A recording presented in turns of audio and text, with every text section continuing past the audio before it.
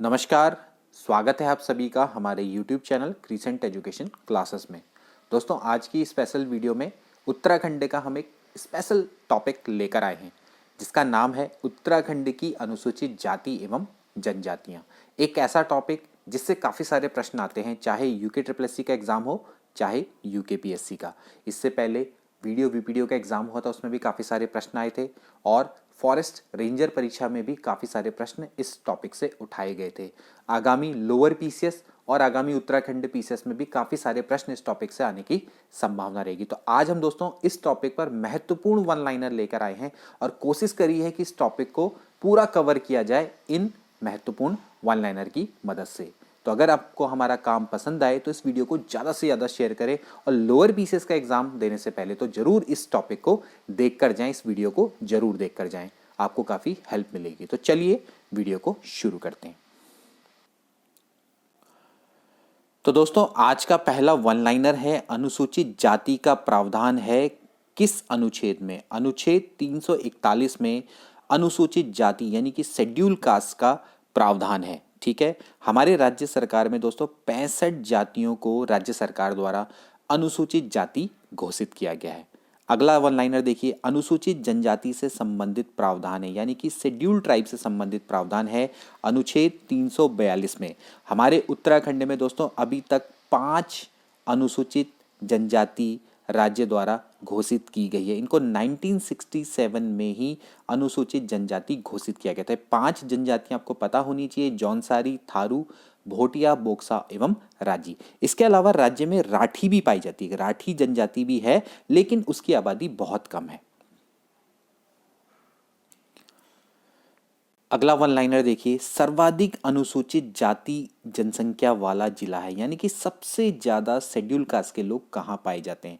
तो वो दोस्तों पाए जाते हैं हरिद्वार में। ठीक है, कभी हो सकता है कि सेकंड नंबर का भी पूछ ले तो वो पाए जाते हैं यूएस नगर में। ठीक है, तो सबसे ज्यादा हरिद्वार और सेकंड नंबर पे उधम सिंह नगर। ठीक है, इसके बाद देखिए सबसे कम अनुसूचित जाति जनसंख्या वाला जो जिला है यानी कि सबसे कम एससी जाति के लोग कहाँ पाए जाते हैं? तो वो है चंपावत। ठीक है, दूसरे नंबर पर आता है रुद्रप्रयाग। ठीक, 2 को तो फिलहाल याद कर जाएं। अगला वन लाइनर देखिए, राज्य के जौनसारी, थारू, भोटिया, बुक्सा व राजी जनजातियों को अनुसूचित जनजाति घोषित किया गया था। अभी मैंने ये आपको बताया था 1967 में इनको अनुसूचित जनजाति घोषित किया गया था। ठीक है, राज्य में थारू जनसंख्या में सर्वाधिक हैं, जिनकी सबसे ज्यादा जनसंख्या है। ठीक है, और सबसे कम जनसंख्या वाले हैं राजी। अगला वन लाइनर देखिए दोस्तों, राज्य में अनुसूचित जाति की कुल जनसंख्या और प्रतिशत बताना है आपको। 2011 के अनुसार बात हो रही है एससी की, शेड्यूल कास्ट की। तो दोस्तों इनकी जनसंख्या है 18,92,516। ठीक है, जो कि 18.8% है कुल जनसंख्या का। राज्य की जो कुल जनसंख्या है उसका 18.8% है। ठीक है, अगला वन लाइनर देखिए, अनुसूचित जाति लिंगानुपात। देखिए ये प्रश्न भी पूछा जा सकता है कि भाई एससी का लिंगानुपात कितना है? दोस्तों वो है 936। ठीक है, 936 है एससी का लिंगानुपात। ठीक है, शेड्यूल कास्ट की बात हो रही है। ठीक है, इसके बाद आगे बढ़ते हैं, अनुसूचित जाति के सर्वाधिक और सबसे कम प्रतिशत वाले जिले कौन से हैं? ये भी प्रश्न पूछा जा सकता है। ठीक है, यहाँ पर बात हो रही है दोस्तों प्रतिशत की। ठीक है, प्रतिशत की बात हो रही है। यहाँ पर अनुसूचित जाति का सबसे ज्यादा जनसंख्या वाला जिला नहीं, प्रतिशत में सबसे ज्यादा जनसंख्या कहाँ है? ये है बागेश्वर में 27.73% है। ठीक है, जबकि देहरादून में सबसे कम एससी का प्रतिशत है। ठीक है, सबसे ज्यादा जनसंख्या कहाँ है? हरिद्वार में। सबसे कम जनसंख्या है चंपावत में। ठीक है, लेकिन सबसे ज्यादा प्रतिशत कहाँ है? बागेश्वर। और सबसे कम प्रतिशत कहाँ पर है? देहरादून में।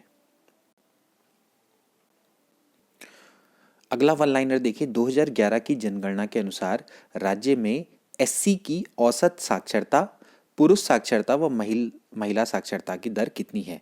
तो देखिए औसत साक्षरता दोस्तों है इनकी, औसत साक्षरता की जो दर है वो है 74.4%। ठीक है, 74.4% की दोस्तों इनकी औसत साक्षरता है, जबकि पुरुष साक्षरता है 84.3% और महिला साक्षरता है 64.1%। यानी कि महिला साक्षरता काफ़ी कम है। तो महिला साक्षरता को आप ध्यान में रखिए भाई, 64.1% है, जो कि काफ़ी कम है शेड्यूल कास्ट में। अगला प्रश्न देखिए, अनुसूचित जाति के सर्वाधिक व सबसे कम साक्षरता वाले जिले कौन कौन से हैं? तो नैनीताल में सबसे ज़्यादा साक्षर शेड्यूल कास्ट के लोग रहते हैं 81.2%, जबकि उधम सिंह नगर में सबसे कम साक्षर लोग रहते हैं, सबसे कम साक्षर प्रतिशतता यहाँ पर है 67.3%। ठीक है, तो ये आपके हैं किसके आधार पर? साक्षरता के आधार पर। अब देखिए अगला प्रश्न जो कि बड़ा महत्वपूर्ण है, राज्य में लोकसभा की 5 सीटों में से कितनी सीटें अनुसूचित जातियों के लिए सुरक्षित हैं? तो भाई एससी के लिए कितनी सीट है दोस्तों? अल्मोड़ा सीट। ठीक है, अल्मोड़ा सीट क्या है? एक सीट है, मतलब कि जो 5 सीटों में से एक सीट है जो कि एससी के लिए आरक्षित है। ठीक है, तो वो कौन सी सीट है दोस्तों? अल्मोड़ा की सीट आरक्षित है। ठीक है, आगे बढ़ते हैं। राज्य की विधानसभा की 70 सीटों में से अनुसूचित जातियों हेतु सुरक्षित हैं। तो दोस्तों 13 सीटें अनुसूचित यानी कि एससी के लिए, ये मैं आपको पहले भी बता चुका हूं, एससी के लिए विधानसभा में 13 सीटें सुरक्षित है, जबकि एसटी के लिए कितनी है? 2। अभी हम आगे इसके बारे में पढ़ेंगे भी। तो एससी के लिए 13 सीटें सुरक्षित है। ठीक है, कभी इसमें प्रश्न ये भी आ सकता है कि सबसे ज्यादा एससी के लिए सीटें कहाँ सुरक्षित हैं? तो वो है दोस्तों हरिद्वार में। ठीक है, हरिद्वार में 3 सीटें एससी के लिए सुरक्षित हैं। 70 सीटें हैं, 70 सीटों में से हरिद्वार में 3 सीटें, हरिद्वार में ही, मतलब 13 सीटों में से जो 3 सीटें हैं वो हरिद्वार में ही सुरक्षित हैं। ठीक है, कौन कौन सी ये भी पूछी जा सकती है? ज्वालापुर, भगवानपुर और झबरेड़ा। आगे बढ़ते हैं। राज्य सेवा में अनुसूचित जातियों हेतु आरक्षण कितना है? तो भाई शेड्यूल कास्ट को 19% आरक्षण मिलता है। ठीक है, यहाँ का जियो निकला है, उस जियो के अनुसार भाई जो राजकीय सेवा है, चाहे शिक्षण संस्थान है और सार्वजनिक उद्यम है, ठीक है, वहां पर एससी को 19% आरक्षण मिलता है। अगला वन लाइनर देखते हैं। देखिए, राज्य सरकार के 20 लाख तक के ठेकों में एससी एसटी के लिए कितना आरक्षण है? ठीक है, ये भी काफी अच्छा वन लाइनर है। तो जो राज्य सरकार के 20 लाख तक के ठेके होते हैं उसमें दोस्तों एससी एसटी को 10% का आरक्षण मिलता है। ठीक है, जो राज्य सरकार के ठेके हैं इनमें इनको 10% का आरक्षण मिलता है। तो ये प्रश्न पहले भी आ चुका है। तो राज्य सरकार के जो 20 लाख तक के ठेके हैं उसमें एससी एसटी को 10% का आरक्षण मिलता है।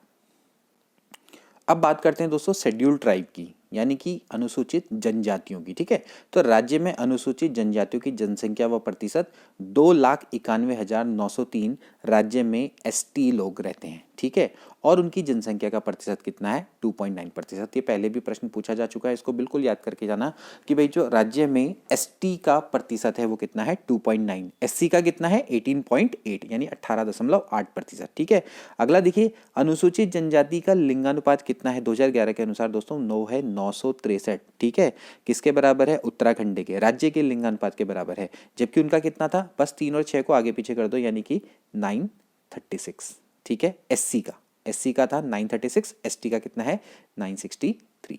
आगे देखते हैं, बड़ा इंपॉर्टेंट प्रश्न, सर्वाधिक और सबसे कम अनुसूचित जनजाति जनसंख्या वाले जिले। बहुत इंपॉर्टेंट है, सबसे ज़्यादा पाई जाती है उधम सिंह नगर में। एसटी की जनसंख्या सबसे ज़्यादा उधम सिंह नगर में पाई जाती है, क्योंकि वहाँ पर थारू रहते हैं, तो इसलिए जो थारू है, थारू की जनसंख्या क्या है? सबसे ज़्यादा है। ठीक है, इसके बाद सबसे कम पाए जाते हैं रुद्रप्रयाग में, और रुद्रप्रयाग में जो जनसंख्या है वो है 386। ठीक है, और उधम सिंह नगर में कितनी है? 1,23,037। ठीक, ये सारे आंकड़े हैं 2011 के सेंसस के अकॉर्डिंग। ठीक है, अब देखिए सर्वाधिक और सबसे कम अनुसूचित प्रतिशतता वाले जो जिले हैं, तो सर्वाधिक और सबसे कम अनुसूचित जनजाति प्रतिशतता वाले जिले पूछे जा सकते हैं। तो भाई उधम सिंह नगर में ही सबसे ज़्यादा प्रतिशत है 7.46%, और टिहरी में सबसे कम प्रतिशत है। ठीक है, टिहरी में कितना है? 0.14%। हालांकि रुद्रप्रयाग में जनसंख्या सबसे कम है, रुद्रप्रयाग में सबसे कम एसटी लोग रहते हैं, लेकिन प्रतिशत के आधार पर टिहरी सबसे कम है, जबकि उधम सिंह नगर जनसंख्या के आधार पर और प्रतिशतता के आधार पर दोनों में आगे है, नंबर 1 है। ठीक है, सबसे ज़्यादा एसटी कहाँ रहते हैं? उधम सिंह नगर में। ठीक है, आगे देखिए इनकी औसत साक्षरता, पुरुष साक्षरता और महिला साक्षरता कितनी है।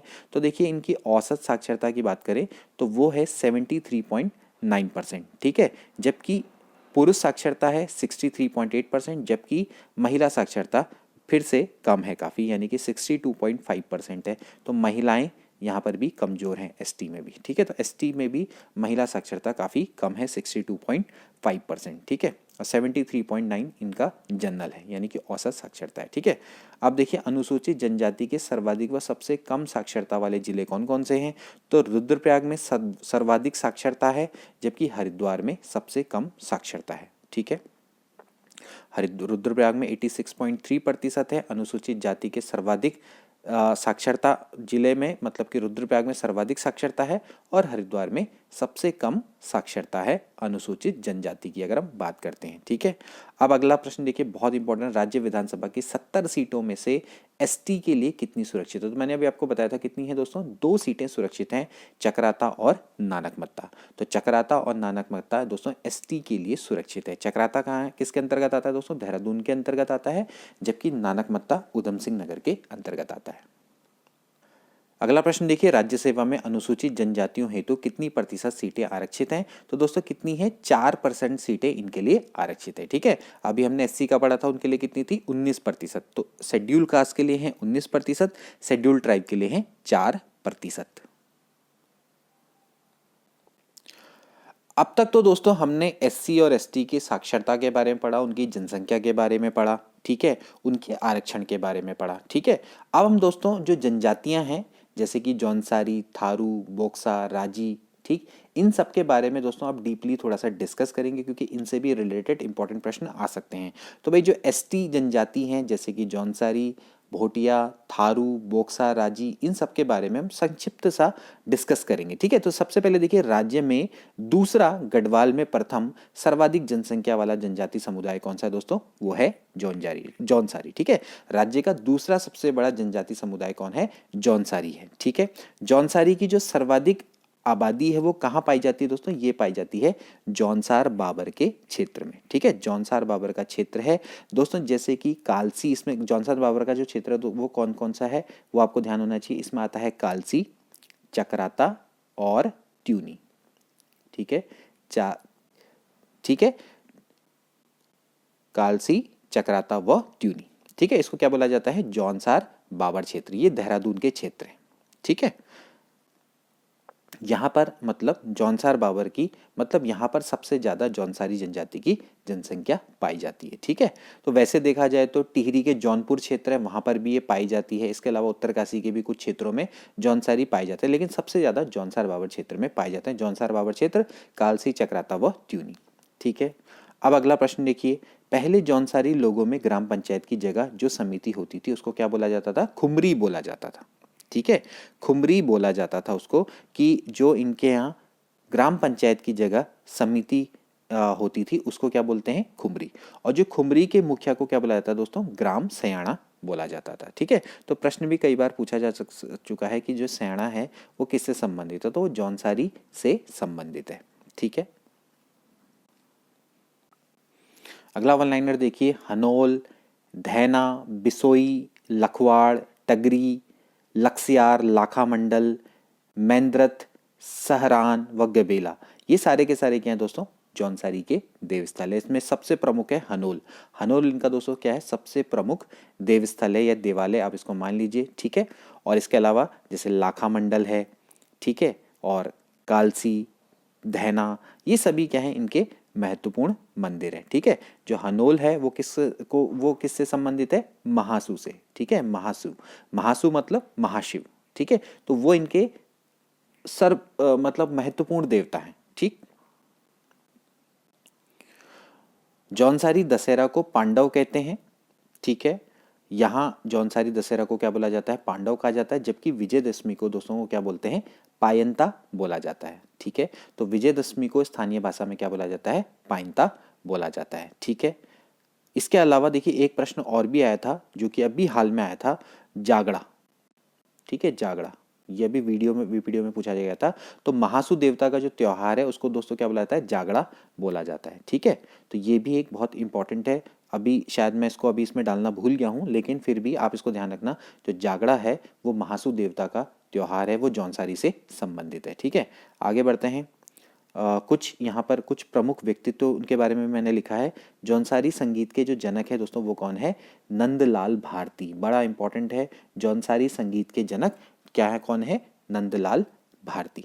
ठीक है, नंदलाल भारती जौनसारी संगीत के जनक है। इनको दोस्तों जौनसार रत्न से भी सम्मानित किया गया है। ठीक है, जौनसार रत्न से सम्मानित किया गया है। ठीक है, इसके बाद अगला देखिए, अब कुछ प्रश्न तो जौनसार से थे, वैसे तो काफ़ी सारे जौनसार है, लेकिन फिर भी मतलब ये कुछ रिलेटेड प्रश्न है जो कि आने की संभावना रहेगी। ठीक है, अब देखिए, थारू द्वारा जो स्वयं द्वारा निर्मित शराब को क्या बोला जाता है? जाड़ बोला जाता है। ठीक है, हालांकि अभी कुछ और प्रश्न भी रहेंगे जो कि जौनसार से रिलेटेड रहेंगे। ठीक है, अच्छा, ये बीच में शायद एक प्रश्न आ गया, थारू द्वारा निर्मित शराब को जाट बोला जाता है, लेकिन अभी आगे कुछ और भी प्रश्न रहेंगे। जौनसार के प्रथम कवि हैं, ठीक है, पंडित शिवराम। ठीक है, जो पंडित शिवराम है, जिनकी प्रसिद्ध रचना है, इनकी प्रसिद्ध रचना कौन सी थी दोस्तों? वो है वीर केसरी। ठीक है, भाई कविता के क्षेत्र में बहुत प्रतिष्ठा रखने वाले हैं ये, और ये आशु कवि हैं जिनका नाम है पंडित शिवराम। ठीक है, जौनसार के प्रथम कवि हैं ये, और इनकी जो प्रसिद्ध रचना है वो है वीर केसरी। ठीक है, अगला देखिए, होली के अवसर पर थारू लोग कौन सा नृत्य करते हैं? तो होली के अवसर पर थारू लोग हमेशा खिचड़ी नृत्य करते हैं।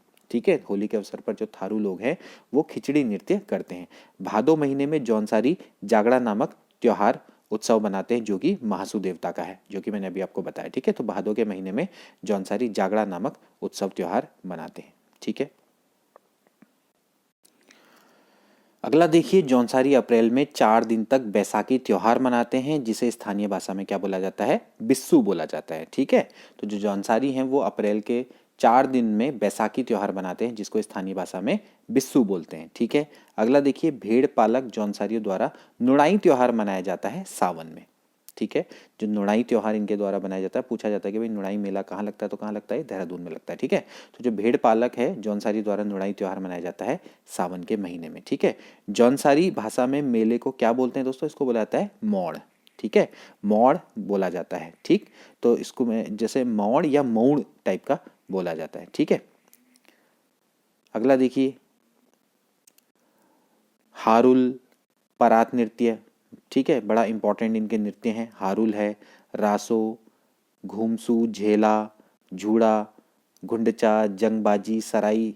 ठीक है, हंडिया, सामूहिक मंडवड़ा, तांदी, मरोज, रैंता। ठीक है, ठुमकिया, बराड़ी, बराड़ी गांडिया, रास रास रासो। ठीक है, पंडव वाला, पौड़ई, रेणा रात, अंडे कांडे, ये सारे के सारे क्या हैं दोस्तों? नृत्य हैं इनके। ठीक है, तो जौनसारी नृत्य व गीत हैं, इन सब की मैं आपको PDF प्रोवाइड करवा दूंगा हमारे टेलीग्राम चैनल पे, आप वहाँ पर इनको देख लीजिएगा। ठीक है, आगे बढ़ते हैं।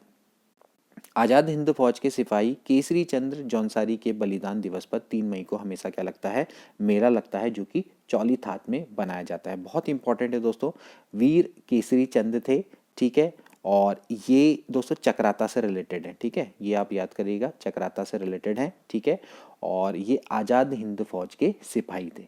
ठीक है, और हमेशा से 3 मई को चौलीथात में मेला लगता है इनकी याद में, क्योंकि 3 मई 1945 को ना इनको फांसी की सजा सुनाई गई थी। ठीक है, क्योंकि आज़ाद हिंद फौज में भर्ती हुए थे, इन पर मुकदमा चलाया गया था, और 3 मई 1945 को इनको फांसी की सजा दी गई थी। तो इनके बलिदान दिवस पर ही हमेशा 3 मई को चौलीथात में मेला लगता है। ठीक है, और ये इनका जन्म कहाँ हुआ था? चक्राता में हुआ था। ठीक है, आगे बढ़ते हैं।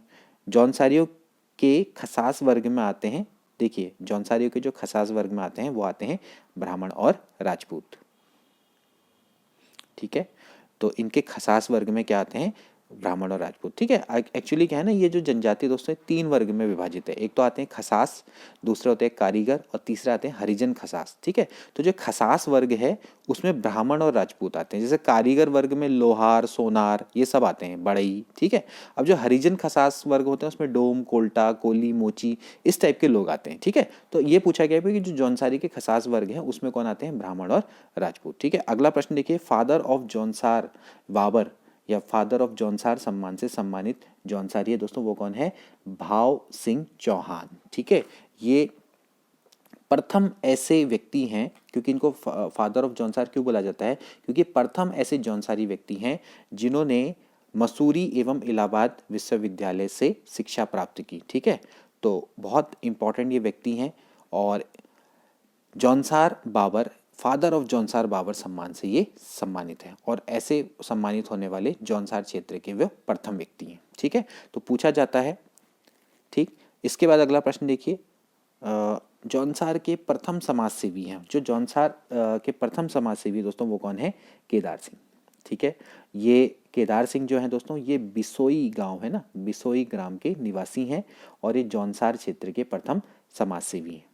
ठीक है, इसके बाद देखिए, वीर केसरी चंद्र जौनसारी को फांसी की सजा कब दी गई थी, 3 मई 1945, जैसे कि मैंने अभी आपको बताया। ठीक, इन्हीं के उपलक्ष्य में हमेशा 3 मई को चौलीथात में मेला लगता है। ठीक है, बलिदान दिवस पर।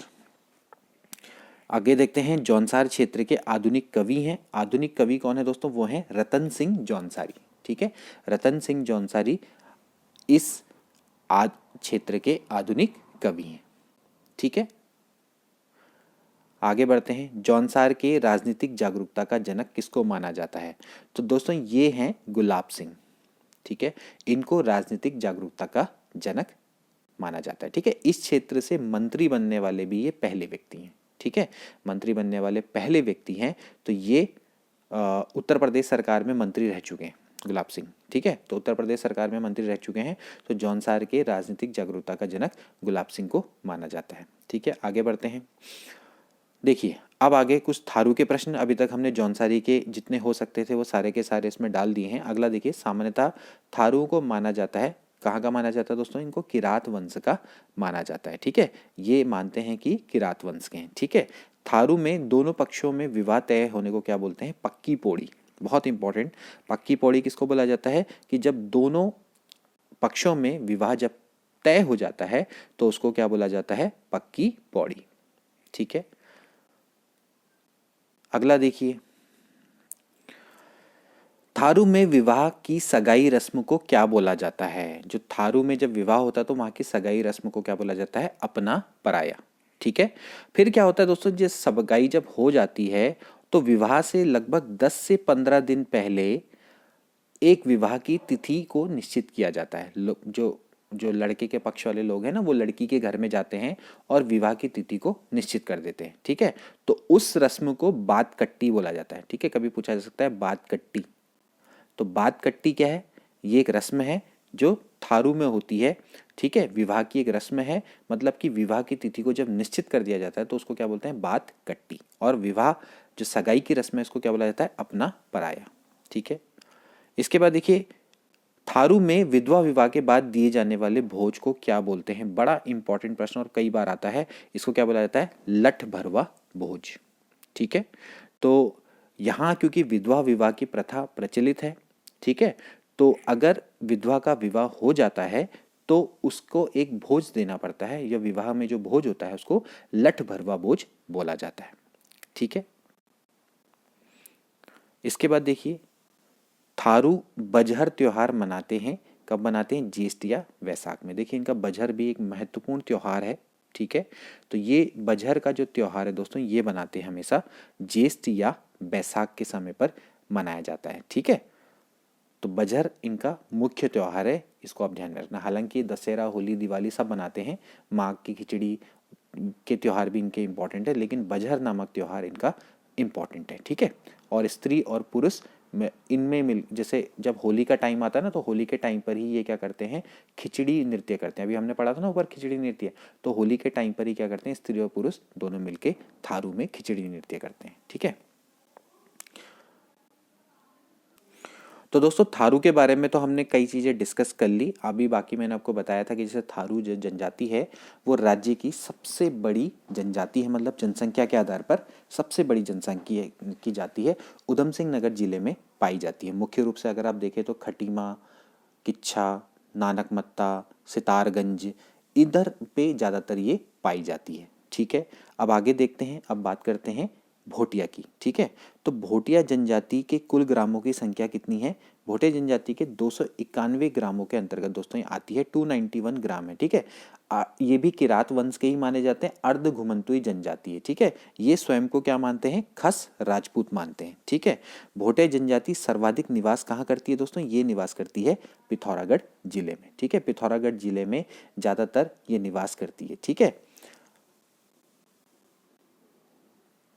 आगे बढ़ते हैं। जोहार पिथौरागढ़ के भोटिया कहे जाते हैं, ये भी एक बड़ा अच्छा प्रश्न है दोस्तों। जो जोहार पिथौरागढ़ के भोटिया हैं दोस्तों, इनको वहां पर शौका नाम से जाना जाता है। ठीक है, शौका नाम से इसको जाना जाता है। ठीक है, तो जोहार पिथौरागढ़ में जो भोटिया हैं उनको शौका नाम से जाना जाता है। ठीक है, ओके, इसके बाद देखिए धारचूला पिथौरागढ़ में भोटिया कहलाते हैं। धारचूला पिथौरागढ़ में भोटियाओं को रंग नाम से जाना जाता है। ठीक है, तो धारचूला पिथौरागढ़ में इनको किस नाम से जाना जाता है दोस्तों? रंग नाम से जाना जाता है। ठीक है, इसके बाद देखिए नीति माणा चमोली के भोटिया क्या कहलाते हैं? तो नीति माणा चमोली के भोटिया को रंगपा बोला जाता है। ठीक है, इसको आप बिल्कुल याद करिएगा क्योंकि पूछा जा सकता है ये प्रश्न, और पूछा भी गया है पहले। देखिए सौका के बारे में तो पूछा गया है, ऐसे नीति माणा के जो भोटिया हैं उनको क्या बोला जाता है? रंगपा बोला जाता है। ठीक है, इसके बाद देखिए चमोली के भोटिया, इनको क्या बोला जाता है? इनको बोला जाता है मारछा व तोलछा। ठीक है, मारछा व तोलछा। उत्तरकाशी के भोटिया को क्या बोला जाता है? जाड़। ठीक है, ये सभी आपने आई होप कि पढ़े होंगे, अगर नहीं भी पढ़े हैं तो आपको बिल्कुल पढ़ने पड़ेंगे क्योंकि ये प्रश्न दोस्तों लगातार पूछे जाते हैं। ठीक है, इसके बाद देखिए जाड़ भोटिया अपने को मानते हैं जनक का वंशज। ठीक है, तो जो जनक थे उनका वंशज ये मानते हैं अपने आप को। जो जाड़ भोटिया हैं वो इनको अपने आप को क्या मानते हैं? जनक का वंशज मानते हैं। ठीक है, बौद्ध धर्मावलंबी होते हैं, मतलब कि जो बौद्ध धर्मावलंबी कौन होते हैं? बौद्ध धर्म के मानने वाले कौन से होते हैं दोस्तों? जाड़ भोटिया। ठीक है, जाड़ भोटिया जैसे हमने बताया जो उत्तरकाशी में रहते हैं दोस्तों, ये बौद्ध धर्मावलंबी होते हैं, मतलब कि बौद्ध धर्म को मानने वाले होते हैं। ठीक है,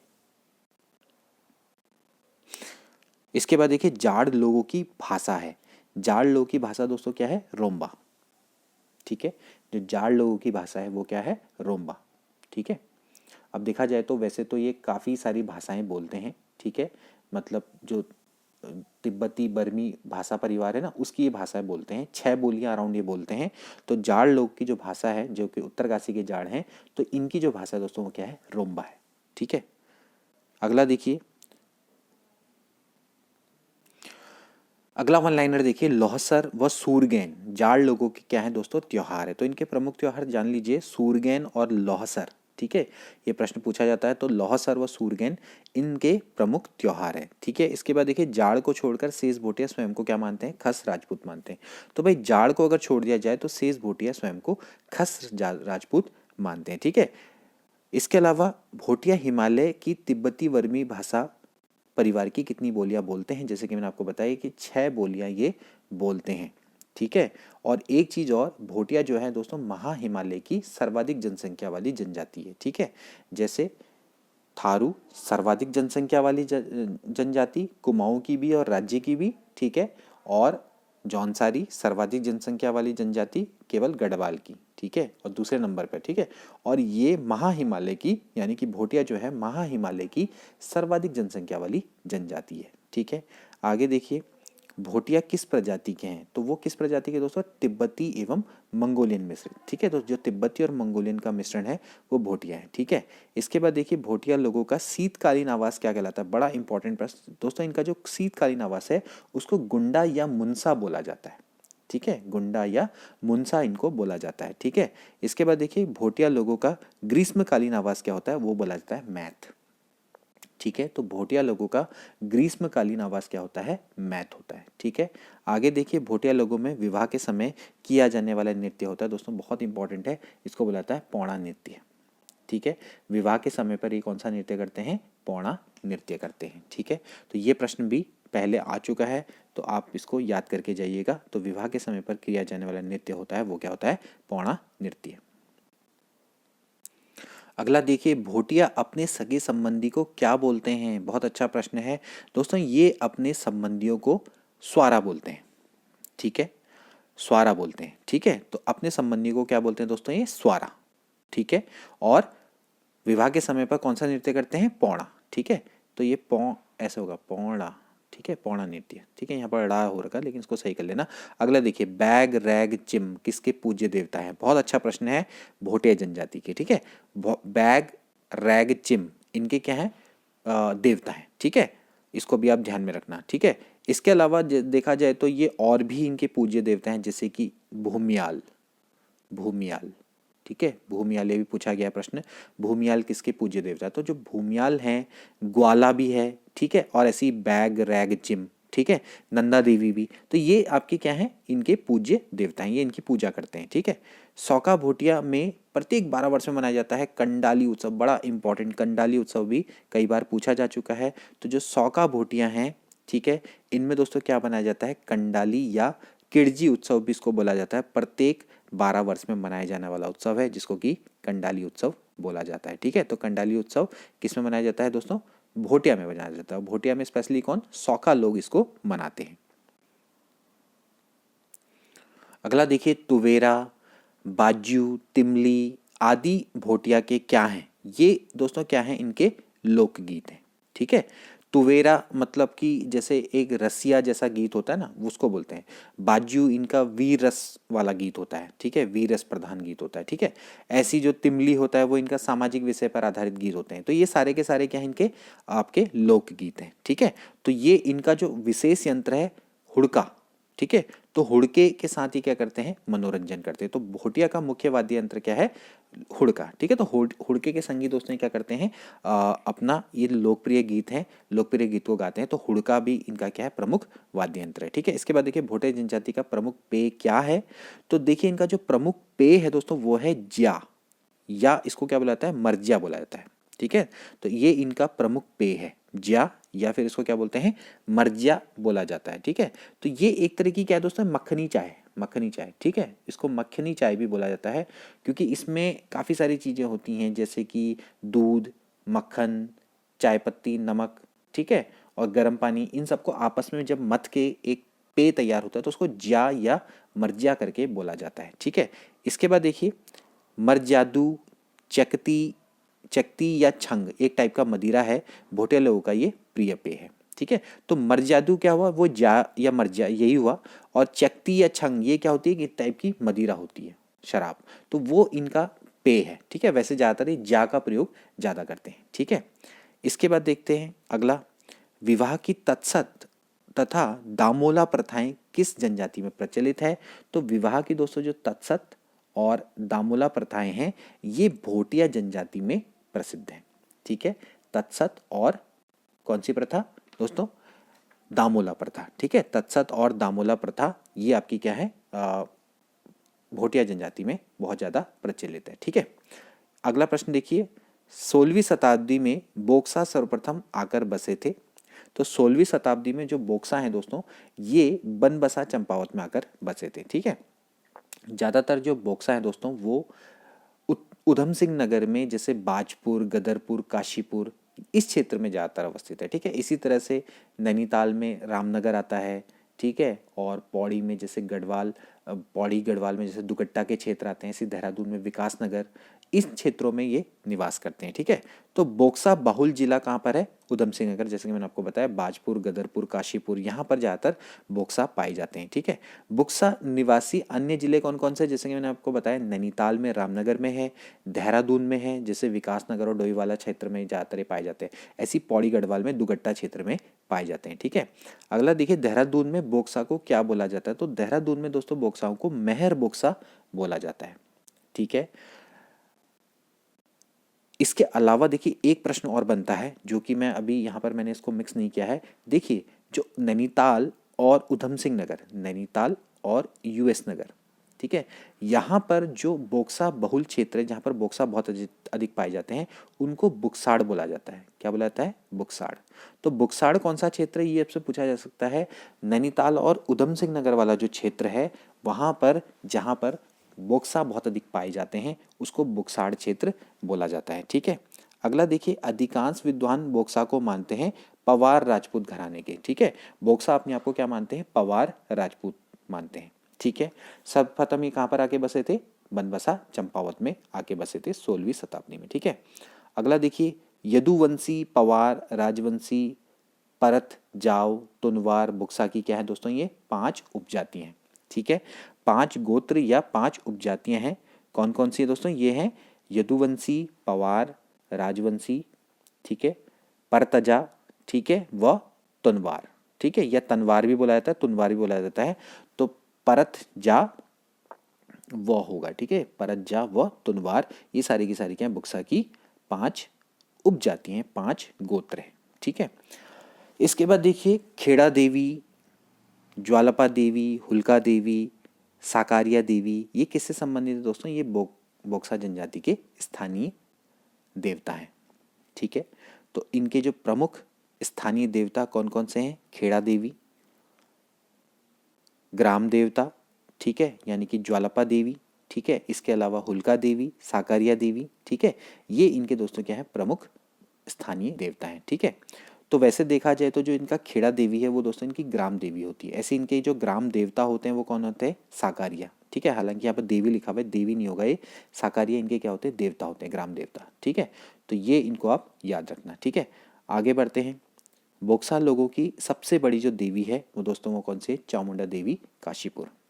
ठीक है, तो काशीपुर में जो चामुंडा देवी है वो बोक्साओं की सबसे बड़ी देवी मानी जाती है। तो बोक्सा लोगों की सबसे बड़ी देवी कौन सी है? चामुंडा देवी। ठीक है, बोक्सा लोगों की जो भाषा है वो कौन कौन सी है? भावरी, कुमैया, रचभैसी। ठीक, ये सारी क्या है? इनकी भाषाएं हैं। ठीक है, तो भाषाएं इनकी कौन कौन सी हैं? एक बार फिर से देख लीजिए, भावरी, कुमैया, रचभैसी, इनकी क्या है? प्रमुख भाषाएं हैं। ठीक है, आगे बढ़ते हैं। अब इनके बात करते हैं त्योहार की। तो त्योहार इनके कौन कौन से हैं? चैती, चैती का मेला आपने सुना होगा, काशीपुर में लगता है, बड़ा इंपॉर्टेंट है वो। ठीक है, तो चैती, नौबी, ठीक है, इसके अलावा होली, होगण, ढलिया, गोटरे, मोरो, ठीक है, दीपावली, नवरात्रि, ये सभी इनके क्या है? प्रमुख त्योहार हैं। ठीक है, हालांकि आप इनको ध्यान रखना होगड़, ठीक, और ढलिया, गोटरे, मोरो, ये ज़्यादातर पूछे जाते हैं। ठीक, तो ऐसे जो त्योहार हैं वो किससे रिलेटेड है? बोक्सा जनजाति से रिलेटेड है, बोक्सा के प्रमुख त्योहार हैं। ठीक है, और बोक्सा लोगों का सर्वप्रथम प्रमुख त्योहार व मेला है, तो जैसे कि मैंने आपको बताया, जो चैती का मेला है वो इनका प्रमुख त्योहार है। ठीक है, ज़्यादातर पूछा जाता है।